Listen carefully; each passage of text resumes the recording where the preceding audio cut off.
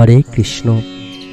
বর্তমানে কর্মব্যস্ততার জন্য মানুষের স্ট্রেস এত পরিমাণে বেড়ে গিয়েছে যে বেশিরভাগ মানুষই কিন্তু এই স্ট্রেসের কবলে পড়েছেন।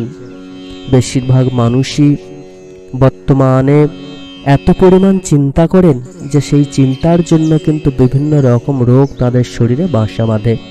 যখনই আমরা জীবনে হেরে যাব, যখন আমরা ভাববো যে আমাদের দ্বারা বুঝি আর কিছু হবে না, তখনই ভগবানের বলা এই কটি কথা একবার হলেও শ্রবণ করবেন। ভগবানের এই অমৃত কথাগুলি শ্রবণের মধ্য দিয়ে আপনার মনের বল 100 গুণ বেড়ে যাবে এবং আপনি সহজে ভগবানের কথা মেনে জীবনে যদি চলেন, তাহলে দেখবেন সকল কাজে আপনি সফল হবেন। আপনি জীবনে কখনো হারবেন না, প্রত্যেকটা কাজে আপনি সফল হবেন। এবং ভগবান তাই আমাদেরকে আদেশ দিলেন এই কটি কথা মেনে চলার জন্য।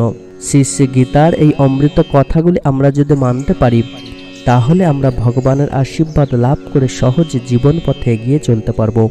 এবং আমরা যখনই হেরে যাব, আমরা যখনই ভাববো যে আমাদের পাশে বুঝি আর কেউ নেই, আমরা যখনই ভাববো যে আমাদের দ্বারা বুঝি আর কিছু করা যাবে না, তখনই ভগবানের বলা এই কটি কথা একবার হলে শ্রবণ করার মধ্য দিয়ে আমরা এত পরিমাণে প্রেরণা লাভ করব, এত পরিমাণে আমাদের মনের জোর বেড়ে যাবে যে আমরা সহজে সেই কাজটি সম্পন্ন করতে পারবো। শ্রীমদ্ ভগবদ গীতায় শ্রী ভগবান সর্বপ্রথম বললেন, কর্ম করে যাও, কখনো ফলের চিন্তা করো না। আমরা যদি প্রত্যাশা না রেখে কর্ম করি, তাহলে কিন্তু সেই কর্ম সহজে আমরা সফল হব। এবং কর্ম করার মধ্য দিয়ে আমাদের অনেক সময় নিরাশ হতে হবে, অনেক সময় আমাদের কর্মটি সফল হবে না, তাহলে কিন্তু ভেঙে পড়লে হবে না। আমাদেরকে মনের জোর নিয়ে পূর্ণ বিশ্বাসের সঙ্গে আমাদেরকে এগিয়ে চলতে হবে, তাহলে কিন্তু জীবনে আমরা সব দিক থেকে সফল হব। জীবনে কখনো নিজের প্রতি বিশ্বাস হারাবে না। আমরা যদি নিজেই নিজেকে বিশ্বাস না করতে পারি, আমরা যদি নিজেই নিজের কর্মকে বিশ্বাস না করতে পারি যে আমি এই কর্মে সফল হবই, এই বিশ্বাসটা যদি আমার না থাকে, ধরুন আমরা কখনো ব্যবসায় নামছি, ব্যবসা করতে গিয়ে দেখলাম যে লস হচ্ছে বা ব্যবসা চলছে না, তখন আমরা হার মেনে গেলাম এবং আমি নিজেই নিজের উপর বিশ্বাস রাখতে পারলাম না, আমি নিজেই ভাবতে থাকলাম যে আমার দ্বারা বুঝি এই ব্যবসা হবে না, তখন কিন্তু এই ব্যবসা কখনোই আপনার দ্বারা হবে না। শাস্ত্রে আছে, বিশ্বাসে মেলায় বস্তু তর্কে বহুদূর। আদিকাল থেকে এই কথাটির প্রচলন কিন্তু হয়ে আসছে। যখনই মানুষ তার নিজের ওপর থেকে বিশ্বাস হারিয়ে ফেলে, তখনই কিন্তু তার পতন অনিবার্য হয়ে যায়। ভগবান বললেন, নিজের লক্ষ্যকে স্থির রেখে, নিজের ওপর বিশ্বাস রেখে সেই কাজটা শেষ পর্যন্ত করার চেষ্টা করুন, তাহলে দেখবেন সেই কাজে আপনি সফল হবেনই হবেন। সবসময় আমাদেরকে ভাবতে হবে আমি পারবো, আমার দ্বারা এটা সম্ভব, তখনই কিন্তু নিজের লক্ষ্যে পৌঁছানো সম্ভব। ভগবান আরো বললেন, কাম, ক্রোধ আর লোভ, এই তিনটে জিনিসকে আমাদের সর্বপ্রথম ত্যাগ করতে হবে। আমরা যদি জীবনে সফল হতে চাই, জীবনে যদি সবসময় ভগবানের আশীর্বাদ লাভ করতে চাই, তাহলে কিন্তু কাম, ক্রোধ, লোভ এই তিনটেকে সর্বপ্রথম আমাদের মন থেকে দূর করতে হবে। এই তিনটে জিনিস কিন্তু আমাদের সাফল্যের পথে বাধা হয়ে দাঁড়ায়, আর এই তিনটে জিনিস একবার আটকে গেলে সেটিকে সহজে কিন্তু ওভারকাম করা যায় না এবং আমরা সহজে তাই সফল হতে পারি না। তাই তো ভগবান বললেন, যতটা সম্ভব আমাদের জীবন থেকে সর্বপ্রথম কাম, ক্রোধ, লোভ এই তিনটেকে ত্যাগ করতে হবে। এই তিনটের যে মায়াজাল, এই মায়াজাল থেকে আমাদেরকে দূরে থাকতে হবে। মায়াজাল থেকে বার হয়ে সঠিক কর্ম, সৎ পথে থেকে কর্ম করে চলতে হবে, তাহলেই কিন্তু জীবনে সফলতা আসবেই আসবে এবং জীবন থেকে সকল রকম স্ট্রেস, সকল রকম দুঃখ, কষ্ট সব কিন্তু চলে যাবে। ভগবান আরো বললেন, মানুষ যত বেশি সন্দেহ করবে তত বেশি সেই মানুষ অসুখী হবেন, কেন সন্দেহই মানুষের মন থেকে সকল সুখ, শান্তি, সকল কিছুই কেড়ে নেয়।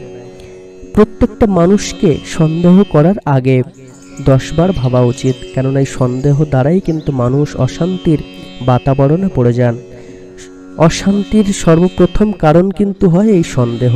আমরা যদি সবসময় সন্দেহ করতে থাকি তাহলে কিন্তু মনটা অশান্ত হয়ে উঠবে এবং আমরা সবসময় অশান্তিময় জীবনযাপন করতে বেশি অভ্যস্ত হয়ে উঠব। আমাদের প্রত্যেকটা জিনিসই, প্রত্যেকটা সত্যি কথাও তখন মিথ্যা বলে মনে হবে। আমাদের মনে সন্দেহ যত জাগবে তত প্রত্যেকটা জিনিস, প্রত্যেকটা ছোট বড় জিনিস নিয়েও কিন্তু আমরা অশান্তি করতে থাকব।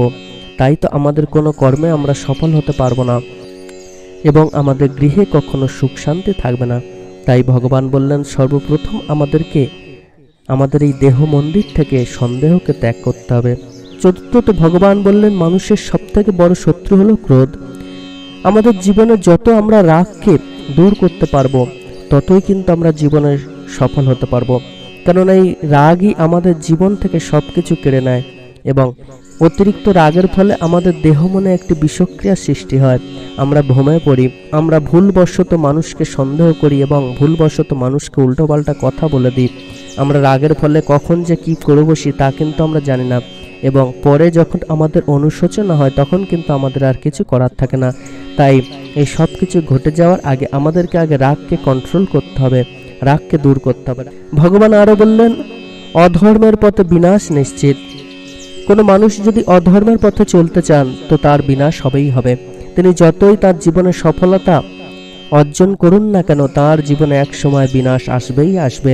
তাই তো আমাদেরকে সবসময় ধর্মের পথে চলতে হবে, কারণ অধর্মের পথ সবসময় খারাপই হয়।